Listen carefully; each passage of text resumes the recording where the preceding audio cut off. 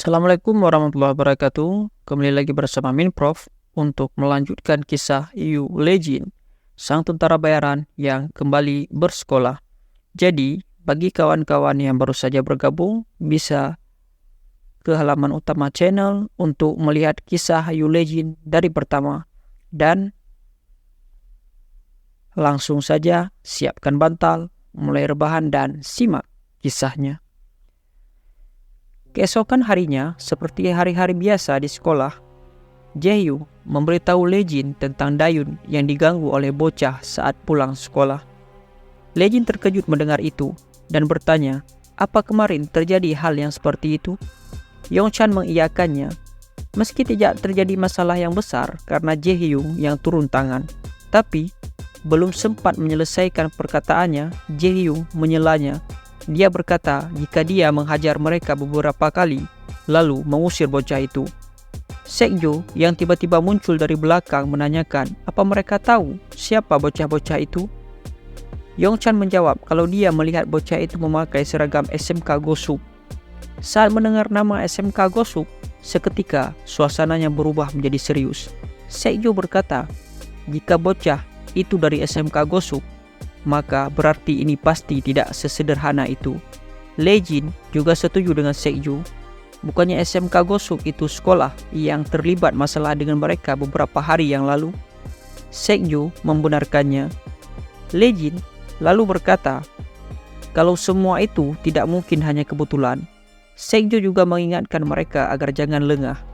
Yongchan, Hyukjin, dan Jae-hyu merasa menyesal menceritakan kejadian kemarin pada Lejin. Mereka bahkan tidak tahu kalau masalahnya akan seserius ini. Namun, Yuna datang dan mencoba mencairkan suasana yang tegang. Dia bertanya, apa salahnya mengajak bicara seseorang di jalan? Terlebih lagi, pada awalnya, Dayun memang populer. Dia juga cukup cantik. Lejin kaget mendengar hal itu, tapi Yongchan membenarkan Yuna. Adiknya Lejin dulu memang sangat populer. Namun, tampaknya Lejin tidak percaya kalau Dayun pernah populer. Yongchan lalu melanjutkan, semuanya berubah saat Kim Ki-soo dan adiknya mengintimidasi Dayun. Anak-anak di sekolah mulai menjaga jarak darinya. Itulah kenapa ekspresi Dayun terlihat suram. Jae-hyu juga memuji Dayun.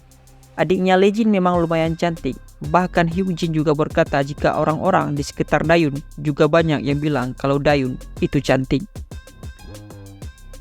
Setelah mendengar semua itu, Lejin mulai berpikir. Melihat temannya seperti berpikir keras, Jae-hyu dan Hyukjin jadi bingung. Memangnya masalah Dayun harus dipikirkan semendalam itu? Sekju kemudian menyuruh Lejin untuk memastikan semuanya. Dan dengan sigap, Lejin langsung mengangguk. Dan karena hari ini mereka tidak punya pelatihan, Sekju mengajak Lejin pergi ke markas Ki Tae-soo setelah kelas berakhir. Lejin langsung menyetujui usulan Sekju. Namun, Yuna dan lainnya merasa diabaikan. Yuna bertanya, apa mereka berdua mendengar apa yang dia kata? Di markasnya, Ki Tae-soo tampak marah saat mendengar laporan dari Incheon. Dia bertanya, apa sekarang orang-orang mulai mengabaikan omongan geng mereka? Incheon lalu menjelaskan, memang sekarang mereka sudah dianggap remeh. Bahkan, tadi ada anggota mereka yang berselisih ringan dengan beberapa bocah SMK Sungseo. Tapi, bocah Sungseo malah mengabaikan anggota mereka. Padahal, dulu, bocah-bocah sialan itu tidak berani meski hanya bertatap mata dengan mereka. Incheon juga melaporkan kalau akhir-akhir ini orang-orang mulai memperlakukan mereka dengan berbeda. Mendengar semua itu, Tae-soo hanya diam. Dia masih mengingat saat beberapa hari lalu, dia dimarahi habis-habisan oleh bosnya. Bosnya bertanya marah, anak macam apa yang sudah disinggung Tae-soo? Tae-soo hanya bisa menahan kesal. Mana mungkin dia tahu bocah monster itu punya hubungan dengan orang seperti Cha Do-sing. Incheon lalu menyarankan Tae-soo untuk membereskan keadaan di sekitar mereka secepatnya. Tae-soo kemudian membuang rokoknya dan menginjaknya. Dia lalu bangkit dan memerintahkan bawahannya untuk membereskan keadaan di sekitar mereka mulai hari ini. Seketika, semangat bawahannya muncul kembali. Namun, tidak untuk waktu yang lama. Tiba-tiba pintu markas mereka dibuka dan dari sana masuk 2 orang yang telah membantai mereka beberapa hari yang lalu. Raut wajah Taeso berubah, suasananya menjadi hening. Semua anak SMK Gosuk menjadi gemetar melihat Lee-jin di markas mereka. Taeso bingung dan bertanya-tanya, kenapa bocah monster itu datang ke tempatnya? Lee-jin berhenti tepat di depan Taeso. Dia berkata, jika dia mendengar baru-baru ini adiknya didekati oleh anak Gosuk. Taeso menjadi semakin bingung. Dia bertanya, apa maksud Lee-jin? Kenapa juga mereka mendekati adiknya Lee-jin? Namun dia teringat kemarin Lee-jin berjalan dengan cewek yang didekati oleh adiknya. Dia lalu bertanya, apa cewek yang kemarin itu adalah adiknya Lee-jin? Melihat ekspresi serius Lee-jin dan Seokju, Taeso menjadi panik. Dia berusaha menjelaskan, mereka tidak mendekati cewek karena dia adalah adiknya Lee-jin. Dia hanya mendengar kalau adiknya mengajak bicara seseorang cewek di jalan. Dan sekarang dia tahu kalau cewek itu adalah adiknya Lee-jin. Taeso terus mengoceh dengan suara yang keras. Lee-jin lalu bertanya, apa yang mengganggu adiknya itu adiknya Taeso? Dan Taeso membenarkannya. Dia lalu melanjutkan, mengatakan kalau mereka tidak bermaksud apa-apa. Dan karena dia sekarang sudah tahu kalau cewek itu adiknya Lee-jin, dia akan menyuruh anggotanya untuk tidak mendekati adik Lee-jin lagi. Mendengar semua itu, Lee-jin hanya diam dan menatap tajam ke Taeso. Untuk beberapa saat, Taeso merasa terintimidasi oleh Lee-jin. Akhirnya, Lee-jin dan Seokju angkat kaki dari sana. Setelah 2 pembantai itu pergi, Taeso memberitahu anggotanya, lain kali saja mereka membereskan situasinya. Mereka pastinya juga mengerti perasaan Taeso. Seluruh anggota Taeso yang sudah tahu kebrutalan Lee-jin setuju dengan ketua mereka. Di tempat lain, Lee-jin yang baru kembali ditanyai oleh Yuna, apa yang anak SMK Gosuk bilang? Lee-jin menjawab kalau mereka berkata jika semua itu hanya kebetulan. Seokju menambahkan, dia memberitahu kalau bocah yang kemarin Jaehyung pukul adalah adiknya Ki Taeso. Mendengar nama itu, seketika Jaehyung menjadi lemas dan tak berdaya. Yuna kemudian mengatakan, apa yang dia bilang tadi sudah benar, dan kenapa pula Seokju memasang wajah serius seperti itu. Namun, Lee-jin masih skeptis. Dia berencana akan mengawasi bocah Gosuk itu lebih lama lagi. Dia tidak bisa percaya pada kata-kata mereka begitu saja. Setelah semua itu, Lee-jin terlihat sedang makan bersama seseorang di supermarket langganannya. Seperti biasa, Lee-jin hanya makan ramen dan kimbap segitiga. Di depannya duduk bos mafia, Cha Do-sik. Do-sik melihat ramen di depannya, lalu berkata jika dia sudah lama tidak makan makanan seperti ini di depan supermarket. Dia juga berkata, bukankah dia sudah bilang jika Lee-jin akan ditraktir daging olehnya? Tapi Lee-jin berkata kalau Do-sik tidak perlu repot-repot. Do-sik lalu bertanya, apa Lee-jin mengambil motornya lagi? Lee-jin yang baru mengingat itu mengatakan kalau dia akan mengembalikannya hari ini. Tapi Do-sik ternyata memberikan motor itu untuk Lee-jin. Toh dia sudah tidak menggunakannya lagi. Dan lagi Lee-jin bersikeras ingin mengembalikannya. Dia menolak pemberian Cha Do-sik. Karena tidak mau memaksa, Do-sik menyuruh Lee-jin untuk berbuat sesukanya saja. Do-sik kemudian melihat Lee-jin yang sedang makan.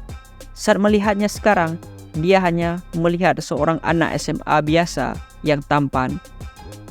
Tapi dari seluruh kejadian, dimulai dari kasus anggota DPR Kim dan SW Group sampai dia yang menolong Do-sik, membuat Cha Do-sik sama sekali tidak bisa memahami Lee-jin. Baru-baru ini, Lee-jin juga berurusan dengan geng Kim Cho-man. Karena sudah penasaran, Do-sik bertanya, apa yang biasa dilakukan Lee-jin? Dengan singkat, Lee-jin berkata jika dia hanya menjalani kehidupan seperti anak SMA biasa. Do-sik hanya tersenyum mendengar Lee-jin. Saat ini, di SW Group, ajudannya kakek Yuna melaporkan banyak orang yang mengungkapkan kekhawatiran mereka karena perluasan bisnis SW Group yang terlalu agresif. Kakek Yuna membalas ajudannya, sudah pasti orang-orang akan berkoar jika merasa mata pencaharian mereka akan direbut. Meski SW Group sudah mencoba bergerak dengan hati-hati, mereka masih tidak bisa menghentikan bertambahnya jumlah musuh. Ajudannya membenarkannya, namun karena perluasan bisnis SW Group yang agresif membuat mereka berkonfrontasi dengan beberapa orang yang berbahaya di luar sana. Beberapa perusahaan juga mengatakan bahwa suasana akhir-akhir ini menjadi tidak biasa dan mereka menjadi cemas. Kakek Yuna yang menghadapi semua masalah ini berpikir keras sambil menatap jendela kantornya. Besoknya, sepulang sekolah, Legin dipanggil oleh kakek Yuna. Di sana, dia disuguhi teh. Namun Legin menolak. Kakek Yuna lalu menanyakan pelatihan Legin di tim keamanan SW Group. Baik, Legin menjawabnya dengan singkat. Kakek Yuna juga bertanya tentang kehidupan Legin di sekolahnya. Dan sekali lagi, Legin hanya menjawab singkat. Kemudian, kakek Yuna bertanya lagi, apa Legin punya hal yang membuatnya tidak nyaman atau ada yang dia perlukan? Legin menjawab kalau dia tidak perlu apa-apa lagi. Lalu dia berkata, jika Presdir tidak punya hal lain yang ingin dibicarakan, dia ingin pamit undur diri. Sekarang sudah saatnya jam pelatihan. Presdir tersenyum dan mempersilahkan Legin. Legin bangkit memberi hormat dan pergi dari sana.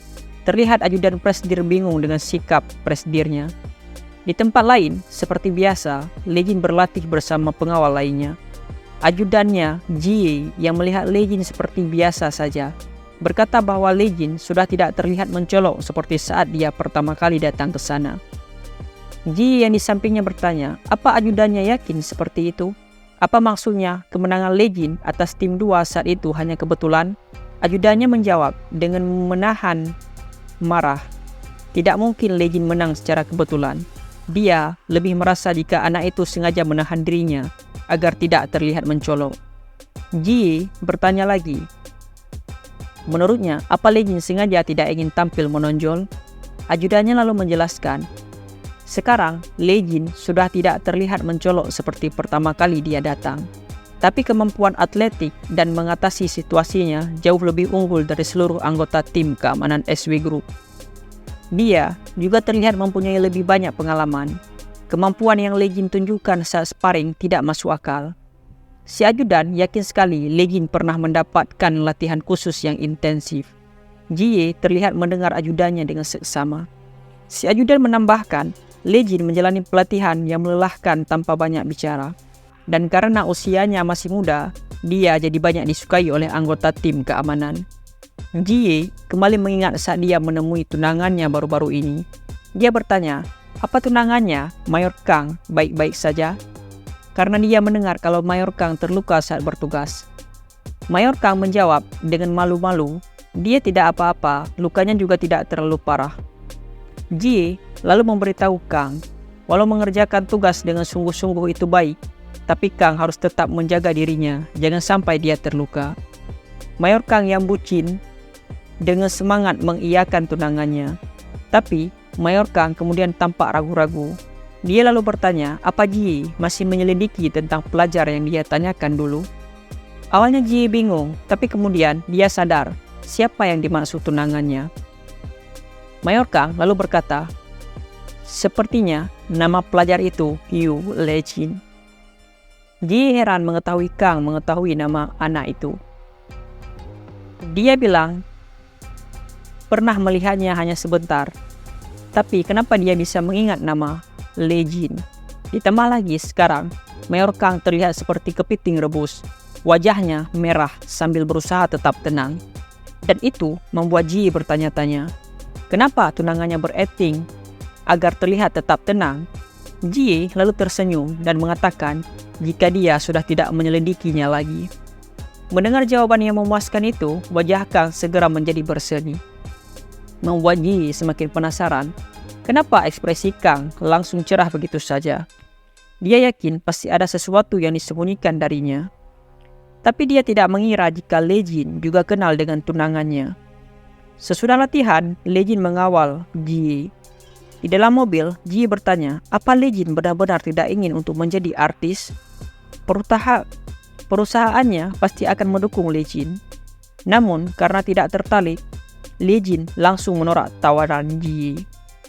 Mendengar penolakan Legin, Jie kesal. Setidaknya, Legin bisa berpura-pura mempertimbangkannya dulu. Tapi dia bahkan tidak berpikir sedetik pun. Ji lalu bertanya, apa Lejin mengenal Mayor Kang Ham Shan? Dia itu tunangannya. Seketika Lejin berbalik dan teringat Mayor Kang pernah berkata jika dia ingin menemui tunangannya. Melihat Lejin yang bereaksi membuat Ji yakin kalau mereka berdua saling kenal.